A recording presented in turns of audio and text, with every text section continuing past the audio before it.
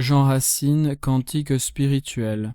Cantique premier, à la louange de la charité.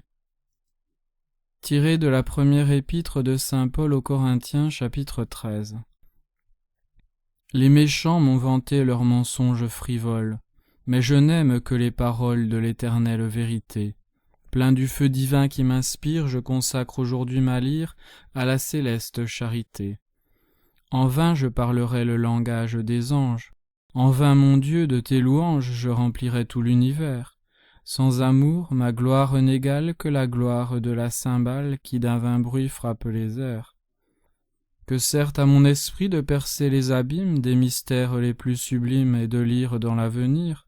Sans amour, ma science est vaine, comme le songe dont à peine il reste un léger souvenir. Que me sert que ma foi transporte les montagnes, que dans les arides campagnes les torrents naissent sous mes pas, ou que ranimant la poussière elle rende aux morts la lumière, si l'amour ne l'anime pas? Oui, mon Dieu, quand mes mains de tout mon héritage aux pauvres feraient le partage, quand même pour le nom chrétien, bravant les croix les plus infâmes, je livrerais mon corps aux flammes, si je n'aime, je ne suis rien. Que je vois de vertu qui brille sur ta trace, charité, fille de la grâce. Avec toi marche la douceur, que suit avec un air affable la patience inséparable de la paix son aimable sœur. Tel que l'astre du jour écarte les ténèbres, de la nuit compagne funèbre, tel tu chasses d'un coup d'œil l'envie aux humains si fatale, et toute la troupe infernale des vices, enfants de l'orgueil. Libre d'ambition, simple et sans artifice, autant que tu es l'injustice, autant la vérité te plaît. Que peut la colère farouche sur un cœur que jamais ne touche le soin de son propre intérêt? Aux faiblesses d'autrui, loin d'être inexorable, toujours d'un voile favorable, tu t'efforces de les couvrir. Quel triomphe manque à ta gloire! L'amour sait tout vaincre, tout croire, tout espérer et tout souffrir. Un jour Dieu cessera d'inspirer des oracles, le don des langues, les miracles, la science aura son déclin. L'amour, la charité divine, éternelle en son origine, ne connaîtra jamais de fin. Nos clartés ici-bas ne sont qu'énigmes sombres, mais Dieu sans voiles et sans ombre nous éclairera dans les cieux, et ce soleil inaccessible, comme à ses yeux je suis visible, se rendra visible à mes yeux.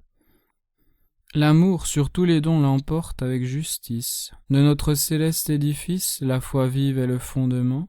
La sainte espérance l'élève, l'ardente charité l'achève, et l'assure éternellement. Quand pourrai-je t'offrir, ô charité suprême, au sein de la lumière même, le cantique de mes soupirs, et toujours brûlant pour ta gloire, toujours puiser et toujours boire dans la source des vrais plaisirs. Cantique 2. Sur le bonheur des justes et sur le malheur des réprouvés. Tiré du livre de la sagesse, chapitre 5. Heureux qui de la sagesse, attendant tout son secours, n'a point mis en la richesse l'espoir de ses derniers jours. La mort n'a rien qui l'étonne, et dès que son Dieu l'ordonne, son âme prenant l'essor, s'élève d'un vol rapide vers la demeure où réside son véritable trésor. De quelle douleur profonde seront un jour pénétrés ces insensés qui du monde, Seigneur, vivent enivrés, quand par une fin soudaine, détrompés d'une ombre vaine qui passe et ne revient plus, leurs yeux du fond de l'abîme, près de ton trône sublime, verront briller tes élus. Infortunés que nous sommes, où s'égaraient nos esprits? Voilà, diront-ils, ces hommes, vils objets de nos mépris. Leur sainte et pénible vie nous parut une folie, mais aujourd'hui triomphant, le ciel chante leur louange, et Dieu lui-même les range au nombre de ses enfants. Pour trouver un bien fragile qui nous vient d'être arraché, par quel chemin difficile, hélas, nous avons marché. Dans une route insensée, notre âme en vain s'est lassée, sans se reposer jamais, fermant l'œil à la lumière qui nous montrait la carrière de la bienheureuse paix. De nos attentats injustes, quel fruit nous est-il resté? Où sont les titres augustes dont notre orgueil s'est flatté? sans amis et sans défense, au trône de la vengeance, appelés en jugement. Faibles et tristes victimes, nous y venons de nos crimes accompagnés seulement. Ainsi, d'une voix plaintive, exprimera ses remords la pénitence tardive des inconsolables morts. Ce qui faisait leur délice, Seigneur, fera leur supplice. Et par une égale loi, tes saints trouveront des charmes dans le souvenir des larmes qu'ils versent ici pour toi. Cantique 3. Plainte d'un chrétien sur les contrariétés qu'il éprouve au-dedans de lui-même. Tiré de l'épître de saint Paul aux Romains, chapitre 7. Mon Dieu, quelle guerre cruelle! Je trouve deux hommes en moi. L'un veut que, plein d'amour pour toi, mon cœur te soit toujours fidèle. L'autre, à tes volontés rebelles, me révolte contre ta loi. L'un tout esprit et tout céleste veut qu'au ciel sans cesse attaché et des biens éternels touché, je compte pour rien tout le reste. Et l'autre, par son poids funeste, me tient vers la terre penché.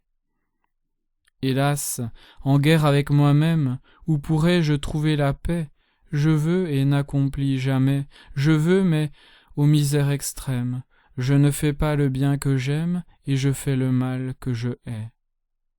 Ô grâce, ô rayon salutaire, viens me mettre avec moi d'accord, et domptant par un doux effort cet homme qui t'est si contraire, fais ton esclave volontaire de cet esclave de la mort. Cantique 4 sur les vaines occupations des gens du siècle, tiré de divers endroits d'Isaïe et de Jérémie. Quel charme vainqueur du monde vers Dieu m'élève aujourd'hui.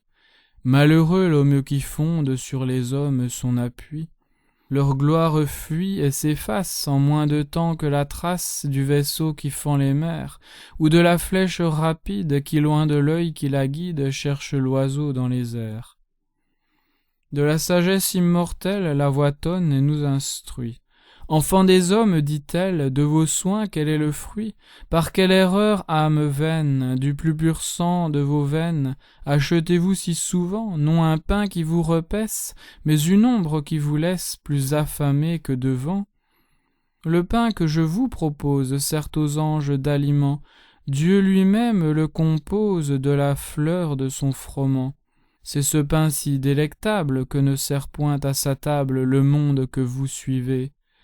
Je l'offre à qui me veut suivre. Approchez, voulez-vous vivre?